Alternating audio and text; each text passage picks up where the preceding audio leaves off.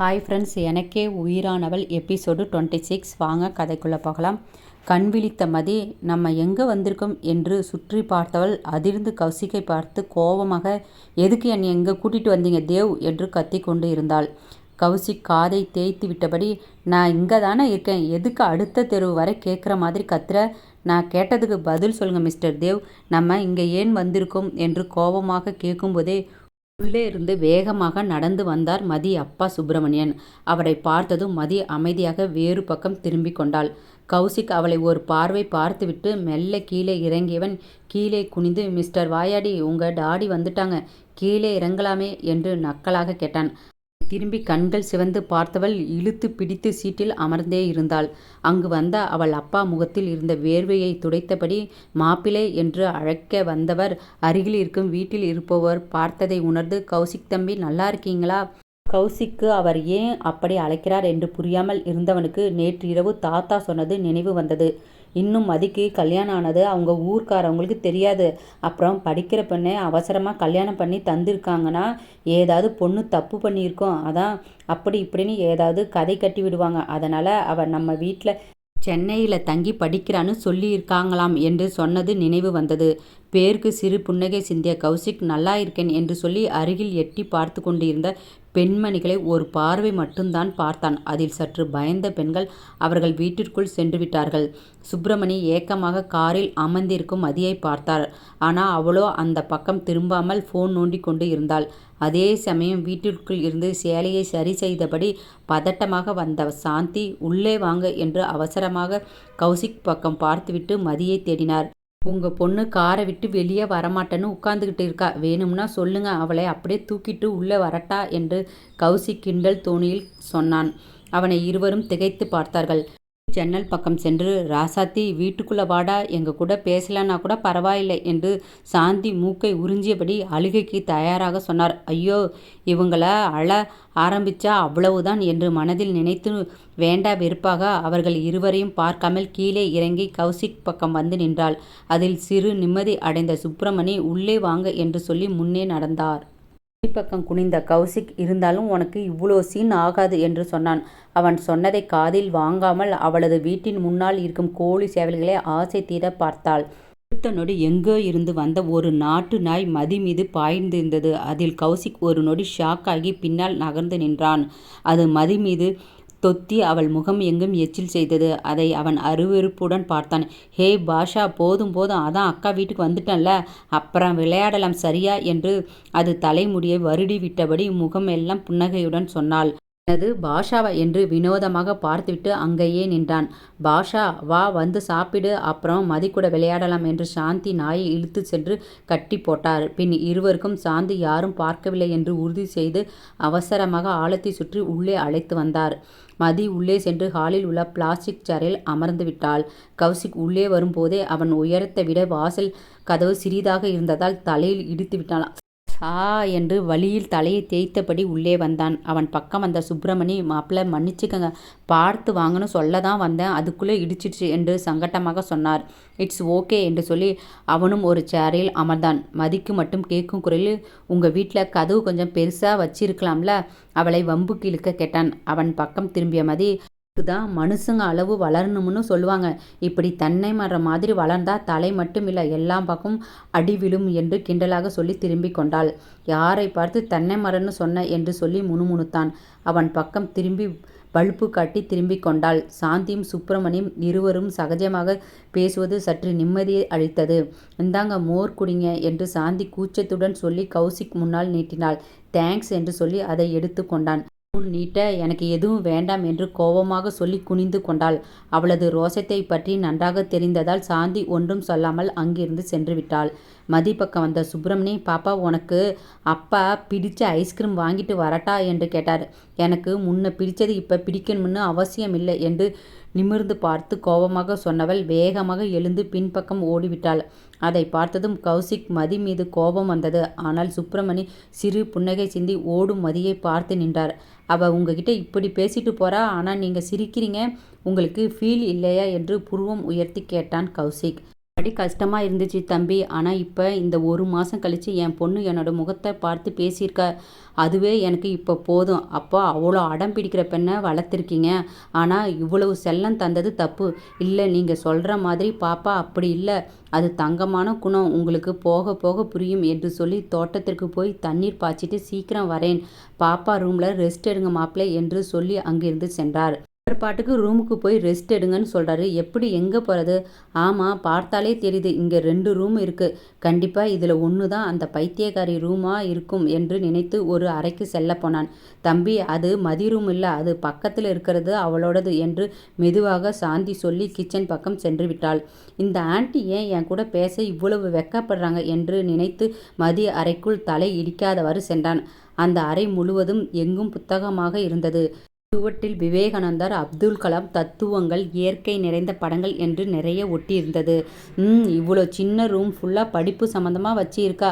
பரவாயில்லடா கௌசிக், இந்த அழுத்தக்காரி கொஞ்சம் படிப்பு தான் போல என்று மனதில் நினைத்து அங்கிருந்த படுக்கையில் அமர்ந்ததும் அது சற்று ஆடியது. அடுத்த நொடி எழுந்து விட்டான். கொஞ்சம் நல்லா உட்கார்ந்தா உடைஞ்சி விழுந்துடும் போல என்று முணுமுணுக்கும் போதே மதி வந்துவிட்டாள். அப்படியெல்லாம் விழமாட்டீங்க என்று சொல்லி வந்து ஓரத்தில் இருந்த ஒரு மரக்கட்டையை எடுத்து கொஞ்சம் இந்த கட்டில் தூக்குங்க என்று சொல்லி கீழே குனிந்தாள். இது வேறையா என்று சலித்து விட்டு அவனும் கொஞ்சம் கஷ்டப்பட்டு மெதுவாக சாய்வாக தூக்கி விட்டதும் மதி அந்த கட்டையை வைத்து விட்டு எழுந்தாள். இது என்னோட கொள்ளு தாத்தா காலத்து கட்டில், இன்னும் சென்டிமெண்ட்டாக வச்சிருக்கோம். ஓஹோ என்று சொல்லி அதில் அமர்ந்தவன் அங்கு இருக்கும் அவளது சிறுவயது பள்ளி பருவ போட்டோவை கையில் எடுத்து பார்த்தான். அதில் இரட்டை ஜடை அணிந்து நன்கு குண்டாக இருந்தாள். அதை அவன் கையில் இருந்து அவசரமாக வாங்கி, இங்கே பாருங்க, இது என்னோட வீடு, என்னோட பொருள், டச் பண்ண உங்களுக்கு பர்மிஷன் இல்லை என்று உதட்டை சுளித்து சொல்லி ஒரு சேரில் அமர்ந்தாள். ஓவராக தான் பண்ணுற, ஆனால் அந்த ஃபோட்டோவில் கொழுக்கு முழுக்குன்னு குலோப்ஜான் மாதிரி தான் இருக்க என்று கிண்டல் செய்தான். முதல்ல சொல்லுங்க, எதுக்கு நம்ம இங்கே வந்து இருக்கோம் என்று கேட்டபடி அலமாரியில் இருந்து நைட்டியும் துண்டும் எடுத்தபடி கேட்டா. நானா ஆசைப்பட்டு வரல, உங்கள் அப்பா கிட்ட ரோஹித் பற்றி பேசும்போது இங்கே வர சொல்லி ரெக்யூஸ்ட் பண்ணாங்க. அதான் ஒரு நாள் தங்கிட்டு போகலாம்னு உன்னை கூட்டிகிட்டு வந்தேன் என்று தோல் குலுக்கியபடி சொன்னான். நம்புற மாதிரி இல்லையே, நீங்கள் அவ்வளவு நல்லவர் இல்லையே என்று சந்தேகமாக புருவம் உயர்த்தி சொல்லிவிட்டு சென்றாள். அவள் சொல்வது உண்மைதான். அவன் இங்கு வர முக்கியமான 2 காரணம். ஒன்று, மதி அம்மாச்சி பற்றி தெரிந்து கொள்ள வேண்டும். இன்னொன்று, ரங்கனை பற்றியும் மதியின் காதல் பிரச்சனை முழுவதையும் அறிய வந்து இருக்கிறான். ஆகா, இந்த ஃபேன் ஓடுதா இல்லையா, இப்படி வேர்க்குதே என்று முணுமுணுத்து அவசரமாக அவன் பேக்கில் இருந்து ஒரு கையில்லாத டிஷர்ட்டையும் முட்டி வரை இருக்கும் ஷார்ட்ஸையும் அணிந்து படுக்கையில் ஃபோன் நோண்டியபடி படுத்தான். நிமிடத்தில் அவன் முகம், கை, கால் எல்லாம் வேர்க்க ஆரம்பித்து இருந்தது. ஐயோ, என்ன இப்படி வந்து மாட்டிக்கிட்டனே என்று படுக்கையில் எழுந்து அமர்ந்தான். அங்கு வந்த மதி சிரித்தபடி, இது உங்களுக்கு தேவையா? வாங்க, இப்போவே உங்கள் வீட்டுக்கு போகலாம். உங்களால் இங்கே கொஞ்ச நேரம் கூட இருக்க முடியாது. அவளை முறைத்துவிட்டு கைக்குட்டை எடுத்து துடைத்தபடி, அதெல்லாம் நான் இருப்பேன் என்று சொல்லி வேர்வையை துடைத்தான். கதவை தட்டிவிட்டு உள்ளே வந்த சுப்பிரமணி, மாப்பிள்ளை மதியம் சாப்பாடு ரெடி ஆயிடுச்சு என்று சொல்லி அங்கிருந்து சென்றார். ஹேய், சாப்பிட போலாம் வா என்று கௌசிக் சொன்னான். உங்களை தானே வந்து கூப்பிட்டாங்க, நீங்கள் போய் சாப்பிடுங்க, எனக்கு ஒன்றும் வேண்டாம் என்றாள். தலைகோதி ஒரு பெருமூச்சு விட்ட கௌசிக் அவள் பக்கம் வந்தவன் மதி எதிர்பாராத நேரம் அவள் கையை பிடித்து அவன் பக்கம் இழுத்தான். மதி கௌசிக் மீது விழுந்தாள். இருவரின் கண்களும் ஒன்றோடு ஒன்று கலந்தது. மதியின் இமைகள் படபடக்க அவள் இதயம் அதிவேகமாக துடித்தது. சிறிது நேரத்தில் கதவு தட்டும் சத்தம் கேட்டு அதில் சுயநினைவுக்கு வந்த கௌசிக், என்னடி ரொம்ப ஓவரா பண்ணிட்டு இருக்க, என் கூட வந்திருக்க, ஒழுங்கா வந்து சாப்பிடு, எனக்கு ரொம்ப பசிக்குது என்று சொல்லி அவளை பார்த்தான். அவன் அதிரடி செய்கையில் அதிர்ந்து விழி விரித்து பார்த்தவள் முகம் முழுவதும் சிவந்து போனது. அவனது நெருக்கம், அவனின் தனித்துவமான நறுமணம் அவளை ஏதோ செய்ய அவன் முகம் காண முடியாமல் தவித்து குனிந்து, என்னை விடுங்க, வரேன் என்று மெல்லிய குரலில் சொன்னாள். அவளின் குரலில் உள்ள வித்தியாசத்தை உணர்ந்து தனக்குள் சிரித்தபடி, அப்படி வா என் வலிக்கு ராசாத்தி என்று நக்கல் தோணியில் சொல்லி அவளை விடுத்து கதவை திறந்து வெளியே சென்றான். அவன் சென்றதும்தான் பெருமூச்சு விட்டவள், எப்பா ஒரு நிமிஷம் என்னை என்னமோ பண்ணிட்டாரே, அப்புறம் பேசும்போது டீன்னு சொன்ன மாதிரி இருந்துச்சு, ராசாத்தி வேற கூப்பிட்டு கிண்டல் பண்றாரு என்று புலம்பி வெளியே வந்தாள். அங்கு ஹாலில் உள்ள தரையில் பாய் போட்டு வாழை இலை வைத்து சாப்பாடு ஏற்பாடு செய்திருந்தார்கள். மதி, வாடா சாப்பிட வாடா என்று சாந்தி முகம் மலர்ந்து சொன்னாள். அவரை ஒரு பார்வை பார்த்துவிட்டு கௌசிக் பக்கம் வந்து அமர்ந்து விட்டாள். 1 செகண்ட் என்று கௌசிக் எழுந்து அறைக்குள் சென்று ஒரு கவருடன் வந்தான். இந்தாங்க அத்தை, உங்களுக்கும் மாமாக்கும் ட்ரெஸ் எடுத்தோம் என்று சொல்லி தந்தான். அவன் அப்படி சொல்லியதும் தான் அவன் தன் அம்மாவிற்கும் அப்பாவிற்கும் தான் உடை எடுத்து இருக்கிறான் என்று இப்போது புரிந்தது. எதுக்கு மாப்பிள்ளை இதெல்லாம் என்று சாந்தி சங்கடமாக கேட்டார். பாட்டி தான் சொன்னாங்க, போகும்போதும் வெறுங்கையோடு போகக்கூடாது, அதான் உங்க 2 பேருக்கும் ட்ரெஸ் என்று சொல்லி கொடுத்தான். இவ்வளோ ஐஸ் வைக்கிறாரே, 1 வருஷம் அக்ரிமெண்ட் மாப்பிள்ளைக்கு இவ்வளோ டிராமாவா? ஆகாது சாரே என்று அவன் காதில் மட்டும் கேட்கும்படி சொல்லி அவள் இலையில் இருந்த மட்டன் பிரியாணி சாப்பிட ஆரம்பித்தாள். அவள் அப்படி சொன்னதும் ஏனோ கௌசிக் முகம் இறுகி போனது. சாப்பிட்டு முடித்ததும் அறைக்கு செல்லும் முன்பு மதி அறையிலிருந்து வெளியாட்கள் வெளியே சென்றார்கள். கௌசிக் பக்கம் வந்த சுப்பிரமணி, ரூம்ல ஜன்னல் காத்து பத்தாது, அதனால ஏசி மாட்டி சொல்லி இருக்கேன், நீங்க 2 பேரும் நல்லா தூங்கி ரெஸ்ட் எடுங்க என்று சொல்லி சென்றார். மதிக்கு ஏனோ அவள் அப்பா கௌசிக்காக பணம் இல்லாத சமயத்தில் செலவு செய்வது ஏனோ ஒரு மாதிரி ஆகி போனது. உள்ளே வந்த கௌசிக்கு இப்போதுதான் சற்று காற்று வீசுவது போல் இருக்க, பரவாயில்லை, என் மாமனார் என் கஷ்டத்தை புரிஞ்சு நல்லா ஏற்பாடு பண்ணியிருக்காரு என்று சொல்லி படுக்கையில் படுத்தான். ஹலோ, நீங்கள் பாட்டுக்கு படுத்தா நான் எங்கே படுக்கிறது என்ற சலித்து சற்று தள்ளி படுத்தான். இருவருக்கும் நடுவில் ஒரு தலானையை போட்டு மதி படுத்த அடுத்த நொடி கண்மூடி உறங்கிவிட்டாள். என்ன உடனே தூங்கிட்டா போல, சாப்பாடு வேணாம்னு பந்தா சொல்லிட்டு இவ தான் பாதி சாப்பாட்டை சாப்பிட்டு இருக்கா என்று நினைத்து விட்டு அவளை பார்த்தவன் தூக்கம் கலைந்தவாறு அவள் நெற்றியில் ஒரு விரல் கொண்டு சுண்டிவிட்டு அவனும் உறங்கிவிட்டான். சிறிது நேரத்தில் அவளது அறை கதவு தட்டப்படும் சத்தம் கேட்டு மதிதான் கதவை திறந்தாள். சாந்தி பதற்றமாக நின்றிருப்பதை பார்த்தவள் என்ன என்று கேட்டு வேறு எங்கோ பார்த்தாள். அது என்று திணறிய சாந்தி பின் வீட்டிற்கு வந்து இருப்பவர் பெயர் கேட்டு அதிர்ந்த மதிக்கு முகம் கருத்து போனது. அதிர்ச்சியுடன் தன் அம்மாவை பார்த்த மதி, என்ன அண்ணா வந்திருக்கானா? ஆமா, அப்புறம் அது மட்டும் இல்லை, அண்ணி சீலாவும் வந்திருக்கா என்று கைகள் பிசைந்தபடி சொன்னார். அது என்ன என்னோட அண்ணி? அவங்க உங்க அண்ணன் பொண்ணு தானே? சரி, அதையெல்லாம் விடு, இப்போ என்ன பண்றது? உள்ள கௌசிக் தம்பி இருக்கே என்று நடுக்கத்துடன் பின்னாடி ஹாலில் அமர்ந்திருக்கும் இருவரையும் எட்டி பார்த்தபடி சொன்னார். ஓஹோ, அவங்களை வீட்டுக்குள்ள வேற விட்டு இருக்கீங்களோ? பழசெல்லாம் மறந்து போச்சு என்று கோபமாக கேட்டவள் அரைக்கதவை மூடி கழுத்தை சுற்றி துப்பட்டாவை போட்டு தாலியை மறைத்து முடியை கொண்டை போட்டு ஆக்ரோஷமாக வந்தாள். வருவதை பார்த்த ஷீலா, வாமா, இந்த வீட்டு இளவரசி எப்படி இருக்க என்று கேட்டபடி கால் மீது கால் போட்டு கேட்டாள். அவளிடம் எந்த பதிலும் சொல்லாமல் அவளின் அண்ணா கையில் உறங்கிக் கொண்டிருந்த குழந்தையை பார்த்தவள் சாந்தி பக்கம் திரும்பி, அம்மா, பாப்பாவை வாங்கி ரூம்ல கொஞ்ச நேரம் தூங்க வைங்க, நான் கொஞ்சம் உங்க விருந்தாளி கிட்ட பேச வேண்டியது இருக்கு என்று முகத்தில் எந்த வெளிப்பாடும் இன்றி சொன்னாள். சாந்திக்கு மதி என்ன செய்ய போகிறாளோ என்ற பயமே பெரிதாக இருந்தது.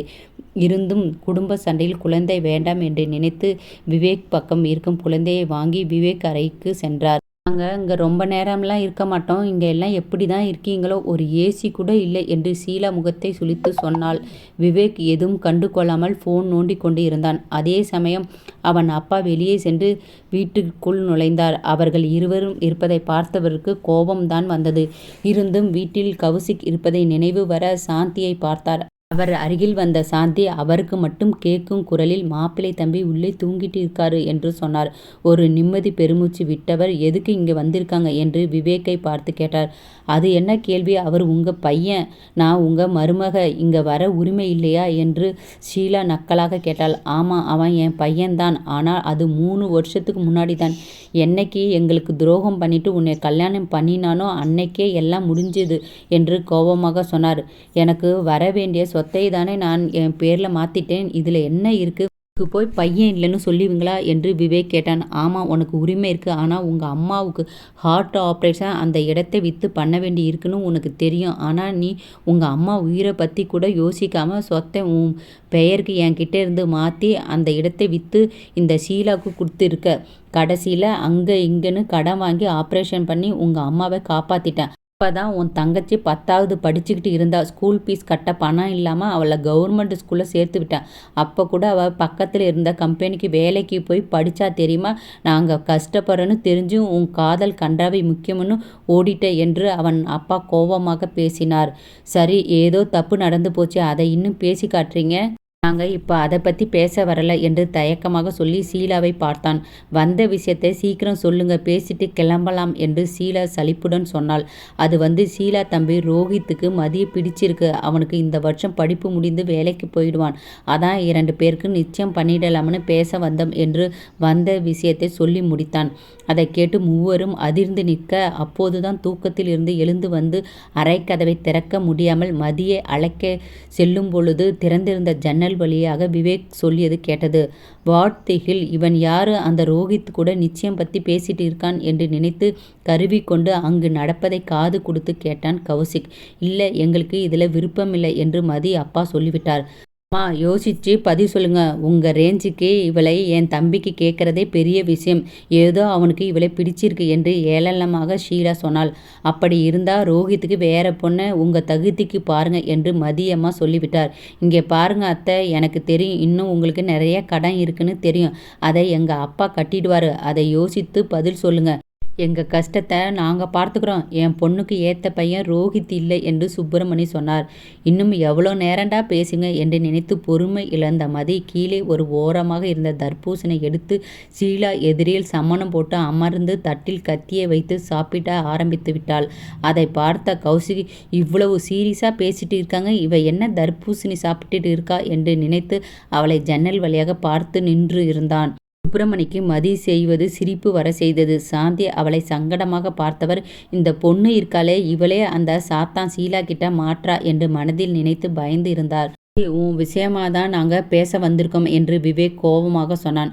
சாப்பிடுவதை நிறுத்தி அவனை ஒரு பார்வை பார்த்தவள், ஆமாம், என் கல்யாணம் பற்றி பேசுறதுக்கு நீ யாரு? ஓஹோ, ஒருவேளை உன் மனசில் அண்ணான்னு உரிமை இருக்கோ? இவ்வளோ வருஷம் இல்லாத பாசம் உரிமை இப்போ புதுசாக முளைச்சிருக்கோ? பட் சாரி, எனக்கு அப்படி எதுவும் பாசம் ஃபீல் ஆகலை என்று சொல்லி சாப்பிட ஆரம்பித்தாள். அதை கேட்டு விவேக் முகத்தில் அரைந்தார் போல் இருக்க அமைதியாகிவிட்டான். என்ன ஓவரா பேசுகிற மாதிரி இருக்கே? ரோஹித் சொன்னான், சென்னையில் நீ யாரோ பையன் வீட்டில் தங்கி இருக்கேன்னு. அது எல்லாம் தெரிஞ்சும் உன்னை என் தம்பிக்கு பொண்ணு கேட்டு வந்து இருக்கோம். தங்கி மட்டும்தான் இருக்கியா, இல்லை காலேஜ் பீஸுக்கு பிஸ்னஸ் ஏதாவது பண்ணுறியா என்று ஷீலா 2 பொருள் பட நாக்கில் நரம்பு இல்லாமல் சொன்னாள். அதை கேட்டு எல்லோருக்கும் முகம் சுளிப்பு வந்துவிட்டது. ஷீலா, என்ன பேசுகிற என்று விவேக் பல்லை கடித்தான். அது இல்லைங்க, பிஸ்னஸ்னால் நீங்கள் வேற என்னமோ நினைக்காதீங்க. ஆன்லைன் ட்ரெஸ் பிஸ்னஸ் இருக்குது, இல்லைனா பார்ட் டைம் ஜாப் நிறையா இருக்குது என்று நக்கலாக சொல்லி சிரித்தாள். இதையெல்லாம் கேட்டு கொண்டிருந்த கௌசிக் ஷீலா மீது ஆத்திரம் அதிகமாகி கொண்டிருந்தது. எனக்கு பாய் ஃப்ரெண்ட் இருக்குது, அவரை லவ் பண்ணிட்டு இருக்கேன். அதை பற்றி அம்மா அப்பாவுக்கு தெரியும். என்னோட படிப்பு முடிஞ்சதும் அவர் கூட கல்யாணம் பண்ணுற ஐடியாவில் இருக்கோம். உங்கள் தம்பிக்கு வேற இடத்தில் பொண்ணு பாருங்க என்று புன்னகையுடன் மதி சொல்லி கை கழுவ சென்றாள். அதை கேட்டு ஷீலாவுக்கும் விவேக்கும் அதிர்ச்சியாகி அமர்ந்திருந்தார்கள். சாந்திக்கும் சுப்பிரமணிக்கும் மதி வேண்டுமென்று இவர்களை சமாளிப்பதற்கு இப்படி பொய் சொல்கிறாள் என்று சற்று நிம்மதியாக இருந்தது. ஆனால் கௌசிக் மதியின் பதில் ஒரு கணவனாக சுத்தமாக பிடிக்கவில்லை. இவ கண்டிப்பா அந்த ரங்கனை மனதில் வைத்துதான் சொல்லி இருக்கா. இவ அப்பா அம்மா கூட ஒன்றும் சொல்லாமல் அமைதியாக இருக்காங்க என்று நினைக்க நினைக்க கோபம் வர விரல்களை மடக்கி ஓங்கி சுவற்றில் குத்தினான். கை கழுவிட்டு வந்தவள் விவேக் அறைக்கு சென்று எழுந்திருந்த குழந்தையை தூக்கி வந்து சேரில் அமர வைத்தவள், உங்களுக்கான பதில் இப்போ கிடைச்சி இருக்கும், இப்போ நீங்கள் கிளம்பலாம் என்று வராத புன்னகை வரவழைத்து சொன்னாள். அவளை முறைத்துவிட்டு கோபமாக எழுந்த ஷீலா, எப்படி என் தம்பியை வேண்டாம்னு சொல்லிட்டு இன்னொருத்தனை கல்யாணம் பண்ணுறேன்னு நானும் பார்க்கிறேன் என்று கொலைவெறியுடன் சொல்லி அங்கிருந்து சென்றாள். என்னை விட உங்களுக்கு அவ முக்கியமாக போயிட்டால என்று விவேக் சாந்தியை கோபமாக கேட்டான். என்ன பாசம் இல்லாத பாசமலுக்கு சென்டிமெண்ட் டைலாக் பேசி அவங்களை கவுக்க ட்ரை பண்ணுறியா? நீ எதுக்கு இவ்வளோ பண்ணுறன்னு எனக்கு தெரியும். என் பேரில் இருக்கிற இந்த வீடு தானே, எதுக்கு பணம் பணம்னு இப்படி அலையிற? இருக்கிறத வைத்து சந்தோஷமாக வாழ பாரு. ஏய், நீ ஓவராக பேசுகிற, உன்னை எல்லாம் சின்ன வயசுலே என்று சொல்ல வரும்போது அவன் கன்னத்தில் அரைந்த சுப்பிரமணி, வீட்டை விட்டு வெளியே போடா, என் பொண்ணு பக்கம் வர நினைக்காத என்று கோபமாக சொல்லி மதி முன்னால் வந்து நின்றார். கன்னத்தில் கை வைத்து மூவரையும் முறைத்துவிட்டு விவேக் குழந்தையை எடுத்து கொண்டு சென்று விட்டான். தனக்காக விவேக்கை அப்பா அடித்ததை நினைத்து மதிக்கு உணர்ச்சி வசமாக இருந்தாலும் விருப்பம் இல்லை என்று சொல்லி திருமணம் செய்ததை நினைத்து கண்கள் கலங்கி அங்கிருந்து பின்பக்கம் ஓடிவிட்டாள். இதையெல்லாம் பார்த்த கௌசிக் இங்கு ஒரு கேரக்டர் ரூம்ல லாக் பண்ணி வச்சதை மறந்து இவ பாட்டுக்கு ஓடிட்டா என்று புலம்பி விட்டு படுக்கையில் வந்து அமர்ந்து யாருக்கோ கால் செய்தான். ஷீலா அப்பா பேர்ல இருக்கிற எல்லா பிசினஸும் நாளைக்கு காலையில் இல்லாமல் பண்ணுங்க என்று கட்டளையாக சொல்லி வைத்தான். சிறிது நேரத்தில் அறைக்குள் வந்த மதி கௌசிக் முழித்திருப்பதை பார்த்தவள், நான் வெளியே போறேன், நீங்க என் கூட வரீங்களா இல்லை வீட்லயே இருக்கீங்களா என்றாள். என்ன அரண்மனையா, எவ்வளோ நேரம் இருக்க முடியும், நீங்க தானே இங்கே வந்தீங்க, இங்கேயே இருங்க என்று சொல்லி அலமாரியில் இருந்த உடையை தேடிக்கொண்டிருந்தாள். ஓகே ஓகே, நானும் வெளியே வரேன், நெட் சிக்னல் கூட சரியா இல்லை, போர் அடிக்குது. 10 மினிட்ஸில் கிளம்பலாம். ஓகே, எங்கே போகிறோம், எனக்கு பிடிச்ச இடத்திற்கு என்றாள். சரி வெளியே போங்க. ஏன் என்றான். நான் ட்ரெஸ் மாற்றணும், பாத்ரூமில் போய் மாற்றிட்டு வா, பாத்ரூமில் ட்ரெஸ் ஈரமாயிடும். ஓகே என்று சொல்லி கௌசிக் வெளியே வந்து விட்டான். 10 நிமிடத்தில் அறைக்கதவு திறக்கப்பட்டது. கௌசிக் திரும்பி பார்த்தான். மதி சந்தன நிற தாவணியும் நீல நிற ரவிக்கையும் சில்க் காட்டனில் பாவடை அணிந்த அழகு புதுமை போல் வந்திருந்தாள். சில நொடி அவளையே பார்த்து நின்றான். சாந்தி மதி அருகில் வந்து, இந்தடா நம்ம வீட்டில் பறிச்சு கட்டின ஜாதி முல்லை பூ என்று சொல்லி நீட்டினார். அவரை முறைத்துவிட்டு அவர் கையில் இருந்த பூவை வாங்கி கை தூக்கி வைக்கும்போது அவளது தாவணி சிறிது விலகியதும் அந்த இடைவேளையில் தெரிந்த இடுப்பை பார்த்த நொடி உள்ளுக்குள் சில ஹார்மோன்கள் மாற ஆரம்பித்திருந்தது. தலைமுடி கோதி தன்னை சமன் செய்தவன் கண்ட்ரோல் கௌசிக், இதெல்லாம் ஜஸ்ட் அட்ராக்ஷன் தான் என்று தன்னைத்தானே சமாதானமாக செய்து அவளை கண்டு கொள்ளாதது போல் அறைக்குள் சென்றான். அவன் பின்னால் வந்த மதி, இந்தாங்க, இது உங்களுக்கு வாங்கினேன், பிடிச்சிருந்தா போட்டுக்கங்க என்று சொல்லி அவன் முன்னால் ஒரு கவரை வைத்துவிட்டு வெளியே கொலுசு ஒலி எழுப்பி ஓடிவிட்டாள். செல்வதையே ஒரு ஏக்க பெருமூச்சு விட்டு பார்த்தவன் அவள் வைத்துவிட்டு சென்ற கவரை ஓப்பன் செய்து பார்த்தான். அதில் கடையில் மதி ஆண்கள் அணியும் உடையை ரசித்து பார்த்து இருந்தவள் இப்போது அது தனக்காக வாங்கியிருப்பதை இன்ப அதிர்ச்சியாகி போனான். அப்போ அந்த ரங்கனுக்காக யோசிக்கலையா? அதான் பார்க்கிங் வந்ததும் திரும்பி கடைக்குள்ள போய் எனக்காக வாங்க போயிருக்கா என்று நினைத்து அந்த ஆடையை வருடி பார்த்தவனுக்கு இன்னும் அவனிடம் இருக்கும் எல்லா உடைகளையும் விட இது பிடித்து போனது. அதை ஆசை தீர எடுத்து அணிய போனவன் ஏதோ ஒன்றை நினைத்து மெல்லிய புன்னகை செய்து அதை மீண்டும் கவரில் வைத்துவிட்டு வேறொரு உடையை எடுத்து அணிந்து கொண்டான். கதவு திறக்கப்படும் சத்தம் கேட்டு ஆர்வமாக மதி கௌசிக்கை பார்த்தாள். அவன் வேறு ஒரு ஆடையில் இருப்பதை பார்த்து சிறு ஏமாற்ற முகத்தில் வந்தது. இருந்தும் அதை மறைத்து அவன் அருகில் வந்தவள், அந்த ட்ரெஸ் சைஸ் பத்தலையா, நான் அந்த மாதிரி லோ ப்ரைஸில் ட்ரெஸ் போட மாட்டேன் என்று சொல்லி அவளை கடந்து வெளியே சென்றான். என்னது லோ ப்ரைஸா, 3000 கொடுத்து வாங்கியிருக்கேன் என்று தனக்குள்ளே புலம்பிக் கொண்டே வெளியே வந்தாள். எங்கே போகிறோம், காரை எடுங்க, ரூட்டை நான் சொல்கிறேன் என்று சொல்லி தோள் குலுக்கி சொல்லி காரில் ஏறினாள். மதி முன்பக்க சீட்டில் வந்து கார் கதவை திறந்து அமர்ந்தாள். கார் அருகில் சென்றதும் ஒரு மரத்தின் பின்னால் இருந்து கார் செல்வதை பார்த்து ஒருவன் யாருக்கோ கால் செய்து, இப்பதான் அவ ஒரு பெரிய காரில் ஒருத்தன் கூட போனதை பார்த்தேன். பக்கம் இருந்த ஒருவன் கோபமான குரலில், கார் எந்த பக்கம் போகுதுன்னு நம்ம ஆளுங்களை விட்டு ஃபாலோ பண்ண சொல்லு என்று சொல்லி கட் செய்தான். இதை பற்றி ஒன்றும் அறியாத மதி கௌசிக்குடன் அந்த ஊரில் இருக்கும் மலைக்கோவிலுக்கு வந்து இருந்தாள். ஹே, கோவிலுக்கு வரதான் இவ்வளோ பில்டப் தந்தியா என்று கிண்டலாக கேட்டான். இந்த ஊரில் இது ரொம்ப சக்தி வாய்ந்த கோயில் தெரியுமா, நம்ம என்ன நினச்சி வேண்டினாலும் அது நமக்கு நடக்கும். அப்படியா மேடம், நீ என்ன வேண்டி உனக்கு நடந்து இருக்கு? 10ஆவதுல ஸ்கூல் ஃபஸ்ட்டு வரணும்னு வேண்டினேன். ஸ்கூல் ஃபஸ்ட்டு வந்தியா? டிஸ்ட்ரிக்ட் ஃபஸ்ட்டே வந்தேன். ஓஹோ சூப்பர், அப்போது இந்த சாமி தான் உன்னைய டிஸ்ட்ரிக்ட் ஃபஸ்ட்டாக கொண்டு வந்துச்சின்னு சொல்கிற. நீயே கஷ்டப்பட்டு படித்து வரல, அப்போ கண்டிப்பாக சக்தி வாய்ந்த சாமியை பார்த்தே ஆகணும் என்று கிண்டல் தோணில் சொன்னான். அவனை திரும்பி பார்த்து முறைத்தவள், சாமியை கிண்டல் பண்ணாதீங்க, அப்புறம் அதுக்கான விளைவு மோசமாக இருக்கும். கிட்ட இருந்து எடுத்துட்டு போக ஒன்றும் இல்லை. இந்த உலகத்தில் எனக்கு பிடிச்சது 2 பேர், அவங்க 2 பேரையும் உன் கடவுள் எடுத்துட்டு போயிட்டாங்க என்று முகம் இறுகி போய் சொன்னான். அவன் குரலில் அதீத கோபம் இருந்தாலும் அவனின் வலி கண்ணில் தெரிந்தது. சாரி, அப்போ நீங்கள் என் கூட கோவிலுக்கு வரலையா? இல்லை, கோவில் பக்கம் நான் போய் 10 வருஷம் ஆச்சு. அன்னைக்கு குலதெய்வ கோவிலுக்கு தாத்தா பாட்டி ஆசைக்கு வந்தேன், அவ்வளவுதான். நீ போயிட்டு வா, நான் இங்கே இருக்கேன். நிஜமா நீங்கள் வரலையா? நோ. அப்போ நான் வர வரைக்கும் இங்கேயே வெயிட் பண்ணுவீங்க தானே? இருப்பேன். அப்போது ஓகே, நான் போயிட்டு சீக்கிரம் வரேன் ட்ரை பண்ணுறேன். நீ எவ்வளவு நேரம் கழித்து வந்தாலும் நான் இங்கேயே இருப்பேன். ஓகே, அதையும் பார்க்கலாம். இதுக்காகவே நான் லேட்டாக வருவேன் என்று சொல்லி காரில் இருந்து இறங்கி சாமி அர்ச்சனை செய்ய தேவையானதை எடுத்து சென்றாள். அவள் துள்ளிமான் படிகளில் ஏறுவதைப் போல் ஏறுவதை காரில் உள்ளே அமர்ந்தபடி பார்த்தான். ஆஃப் சாரியில் கூட ரொம்ப அழகாக தான் இருக்கா என்று தனக்குள் சொல்லி மெல்லிய புன்னகை செய்தான்.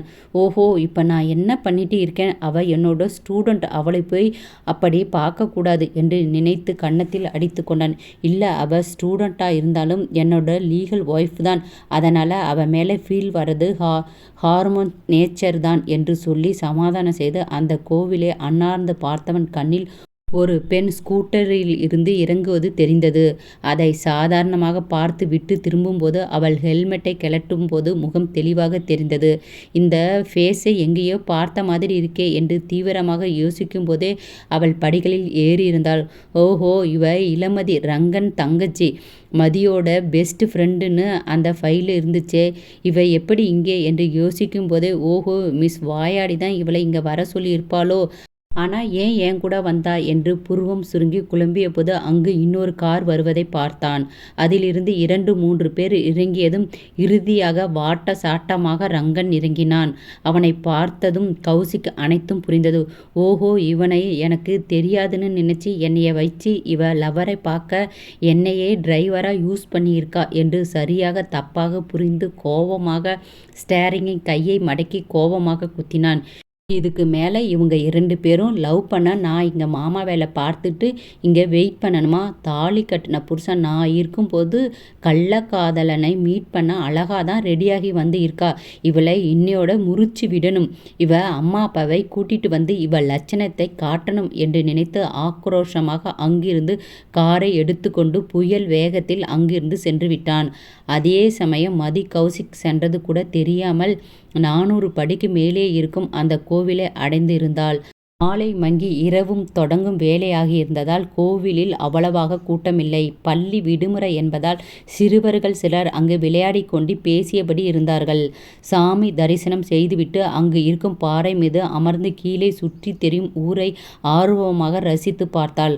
அங்கு சுற்றியும் மரங்கள், பறவைகளும் பூச்சிகள் அலையும் நேரம் சிறு காடு போன்ற பகுதி என்று கூட சொல்லலாம். கோவில் மலைக்கு வாகனத்தில் வர முடியாததால் சிலர் மட்டுமே வந்து சென்றார்கள். 7 மணி இரவு வெளிச்சத்தில் நிலா வருவதை ஜில் என்று வீசும் காற்றும் அவள் மனதிற்கு புத்துணர்ச்சியாக இருந்தது.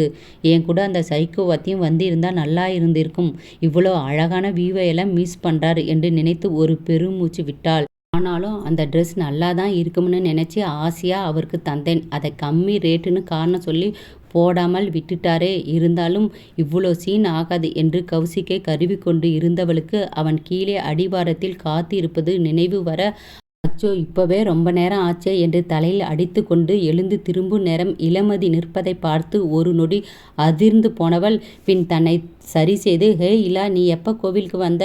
நான் இப்போதான் வந்தேன் மதி, நீயும் வந்து இருக்கிறதை பார்த்தேன், அதான் உன்னை பார்க்க வந்தேன். ஓஹோ இலா, எனக்கு டைம் ஆச்சு, இன்னொரு நாள் மீட் பண்ணலாம் என்று சொல்லி அங்கு இருந்து செல்ல போனாள். அவள் கையை பிடித்த இலா, ஹே மதி, நம்ம எவ்வளோ மாதம் கழித்து மீட் பண்ணுறோம், உடனே போகிறேன்னு சொல்கிற, கொஞ்ச நேரம் பேசிட்டு போடி. இல்லை இலா, வீட்டில் எனக்காக வெயிட் பண்ணிட்டு இருப்பாங்க, அதான் என்று கௌசிக்கை மனதில் வைத்து சொன்னாள். ஆமாம், நீ எப்போ ஊருக்கு வந்த? என்கிட்ட சொல்லக்கூட இல்லை. சென்னையில் புது ஃப்ரெண்ட்ஸு கிடைச்சிட்டாங்களா, அதான் என்னைய மறந்துட்டியா என்று கிண்டலாக கேட்டாள். அவள் பேச்சில் இருக்கும் கிண்டலை புரிந்து கொள்ளாத மாதிரி, அப்படியெல்லாம் இல்லைப்பா, நான் ஃபோன் சிம் எல்லாம் மாற்றிட்டேன், உன் நம்பர் மிஸ் ஆயிடுச்சு, இருந்தாலும் நீ என்னோட க்ளோஸ் ஃப்ரெண்டாச்சே என்று புன்னகையுடன் சொன்னாள். அப்படியா, நான் தான் உன் க்ளோஸ் ஃப்ரெண்டா என்று கண்கள் சுருங்கி கேட்டாள். இது என்ன கேள்வி, நம்ம சின்ன வயசுல இருந்து ஒன்றா தானே ஸ்கூல் போனோம் என்று சொல்லி தோள் மீது கை வைத்தாள். அப்போ நான் என்ன கேட்டாலும் பண்ணுவியா? சொல்லு, முடிஞ்சா பண்ணுறேன், என் அண்ணாவை கல்யாணம் பண்ணு. அவள் சொன்னதை கேட்டு தோள் மீது இருந்து கையை எடுத்து ஒரு அடி பின்னால் நகர்ந்த மாதிரி, இலா, என்ன சொல்கிற?